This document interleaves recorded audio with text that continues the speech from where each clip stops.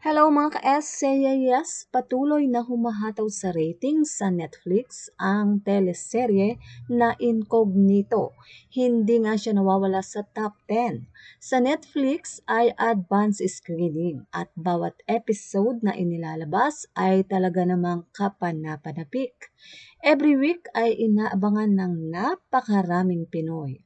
Merong eksena na ipagtatanggol na nga ni Daniel Padilla or Andres Malvar ang kanyang kasamahan na si Kyla Estrada as Max Albero. Nakakaanga ang husay sa pagganap ni Kyla as Max. Matapang at talagang palaban.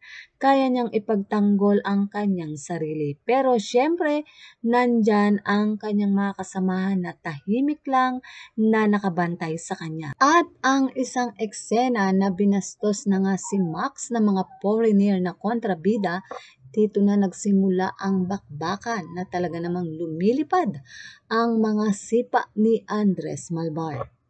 Napakahusay na ang ginagampan ng papel ni Andres Malvar. Mapapaisip ka talaga kung ano pa ang mga susunod niyang gagawin. Nakakaintriga ang kanyang mga kilos.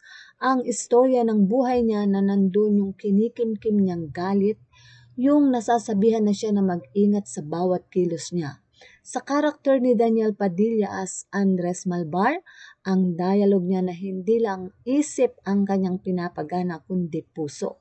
Doon makikita na talagang fit kay Daniel ang kanyang karakter na ginagampanan. Samantala, marami na ang nabubuong fans ni na Daniel Padilla at Kyla Estrada. Marami ang kinilig sa eksena na ipagtanggol nga ni Andres itong si Max sa mga sanggano.